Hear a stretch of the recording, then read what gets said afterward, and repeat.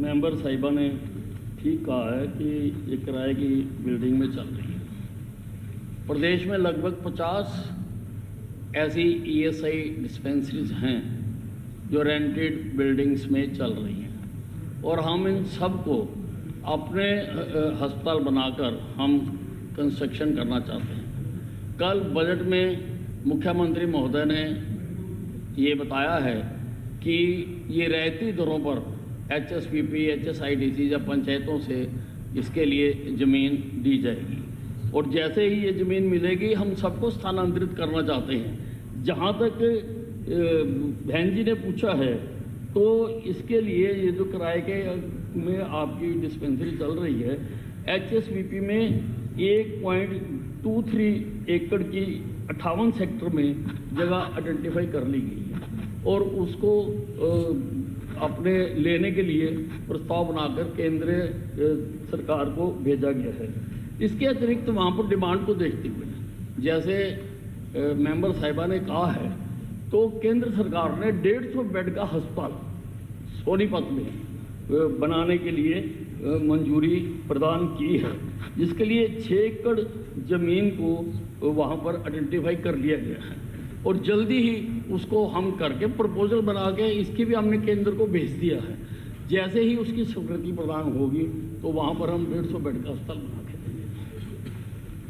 ठीक के अंदर बिजली देने की नीति की बात की है। श्रीमान जी, वर्तमान नीति के अनुसार मौजूदा ढानी कनेक्शनों को एपी फीडर से यानी कि एग्रीकल्चर फीडर से आरडीएस डोमेस्टिक फीडर पर स्थानांतरित करने की लागत आवेदक लाभार्थी द्वारा वहन की जाती है, जिसमें ट्रांसफार्मर की लागत शामिल नहीं है। ट्रांसफार्मर की लागत निगम वहन करता है। नए ढानी कनेक्शनों के लिए जहां लाइन की लंबाई फिरनी से 300 मीटर से अधिक और 3 किलोमीटर तक है, वहां लाइन की लागत का 50% और यहाँ पर भी ट्रांसफार्मर की पूरी लागत निगम द्वारा वहन की जाती है। कि कोई अखबार नहीं दिखाएगा, ठीक बात है जो आपने रूलिंग दे दी, लेकिन मुद्दा तो उठाया जा सकता है। 0 आवर जो है, ये जो करंट इश्यूज होते हैं और पब्लिक इम्पोर्टेंस, उनको उठाने के लिए ही होता है और ये एक बहुत ज्वलंत मुद्दा है हुड्डागर्दी का। तो इसको लोगों के सामने रखना बहुत आवश्यक है कि किस प्रकार से बच्चों के भविष्य के साथ खिलवाड़ किया जाता है। चलिए, आप संधि विच्छेद कीजिए। अगर कोई गुंडा करे तो उसको गुंडागर्दी कहते हैं, अगर हुड्डा साहब ने करा तो उसको हुड्डागर्दी ही कहा जाएगा। इसका संधि विच्छेद करो। हुड्डा की कारगुजारी, हुड्डा की कारगुजारी, अरे हुड्डा की कारगुजारी कार्रवाई से निकले। What is wrong in it? कार्रवाई से निकले। इसमें गलत क्या है? गलत क्या है? आपको शब्दों का ज्ञान ही नहीं है, शब्दों का ज्ञान ही नहीं है आपको। What is wrong in it? चलिए, हुड्डा द्वारा किया गया काम, इसको हुड्डा द्वारा किया गया काम, चलिए मतलब है आप शब्दों को तो समझो ना। इट इज नॉट पार्लियामेंट्री शब्द, ये शब्द इस्तेमाल ठीक है कि कई प्रपोजल्स बनी होती हैं और उनमें काफ़ी समय लगता है, लेकिन मैं बताना चाहता हूँ कि अब इस विभाग को अनिल विज नाम का हाई स्पीड इंजन लग गया है। तो किसी भी काम को, जितने भी काम हैं उनको तेज़ी से कराने की कोशिश करते हैं।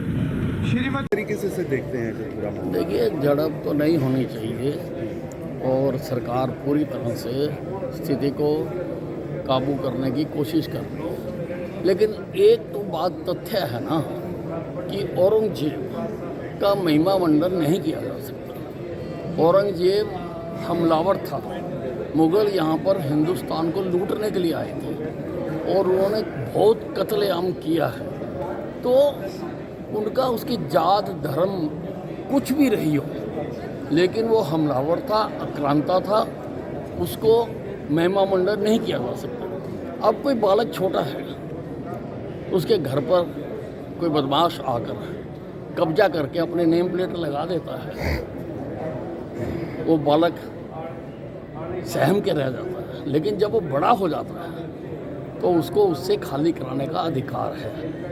वो जो बदमाश ने अपनी नेम प्लेट लगाई थी उसको हटाकर अपने नेम प्लेट लगाने का अधिकार है उसको। सर, हाईकोर्ट के एक फैसले को लेकर सदन में आज काफ़ी हंगामा हुआ, आप क्या कहेंगे? नहीं, वो उजागर किया है हाई कोर्ट ने कि पिछली सरकारों के समय किस प्रकार से युवाओं के भविष्य के साथ खिलवाड़ किया गया, किस प्रकार से अपने चहेतों को रेवड़ियाँ बांटी गई और टैलेंट को दरकिनार किया गया। ये मामला आज हाउस में उठाया गया। क्या मामला था बेसिकली, अगर बात करें तो? वो जो भर्ती थी इंस्पेक्टर्स की, कौन से साल?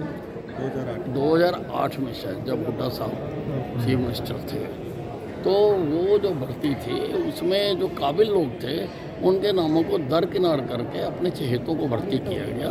वो ही मामला कल हाई कोर्ट ने डिसाइड किया है। Thank you sir.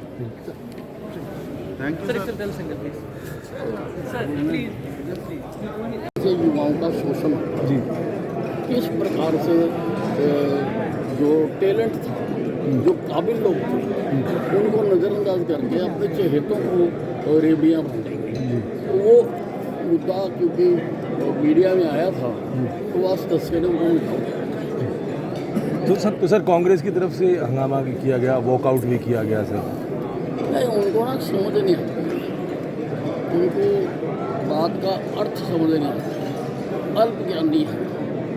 क्योंकि मैंने कोई गलत बात नहीं की, अब क्योंकि स्पीकर महोदय ने एक्सपेंड कर दिया तो मैं वो नाम तो नहीं लूँगा, लेकिन मैं संधि विच्छेद करके समझाना चाहता हूँ कि अगर कोई गुंडा गलत काम करे तो उसको गुंडागर्दी कहते हैं, लेकिन अगर अमुक व्यक्ति कोई गलत काम करे तो उसको अमुक व्यक्ति गर्दी कहते हैं। तो मैंने उनको समझ नहीं आती है, बात बिल्कुल स्पष्ट है। तो इस मामले की क्या सर कुछ जांच होनी चाहिए सर, किस तरह की मांग? उसको स्टडी करेंगे सारा केस को, क्या केस है सारा उसको स्टडी करेंगे, तो जो भी उसका फर्दर एक्शन करना होगा वो फर्दर एक्शन करेंगे।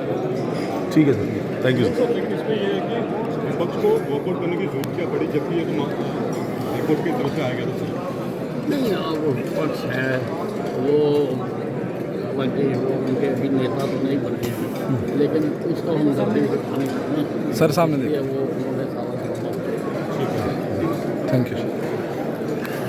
चल रहा है, दंगे जैसी स्थिति होगी है, कैसे देखते हैं आप इसे? देखिए, सरकार दंगे को शांत करने के लिए पूरी तरह से प्रतिबद्ध है और पूरी तरह से काम कर रही है। माननीय नितिन गडकरी जी ने भी अपील की है और वहाँ के मुख्यमंत्री और उप मुख्यमंत्री ने भी अपील की है कि दंगा नहीं होना चाहिए। लेकिन एक चीज़ तो स्पष्ट है ना कि औरंगजेब का इस देश में महिमा मंडन नहीं किया जा सकता। औरंगजेब एक आक्रांता था, मुगल हिंदुस्तान को लूटने के लिए आए थे और उन्होंने कई साल तक कत्लेआम किया। अब एक बच्चा छोटा है और कोई दादागिरी के बल पर उसके मकान पर कब्जा करके अपनी नेम प्लेट लगा देता है, तो बच्चा जब बड़ा हो गया, उसमें ताकत आ गई, तो उसको अपने मकान को खाली कराकर उस पर अपने नाम की नेम प्लेट लगाने का पूरा अधिकार है।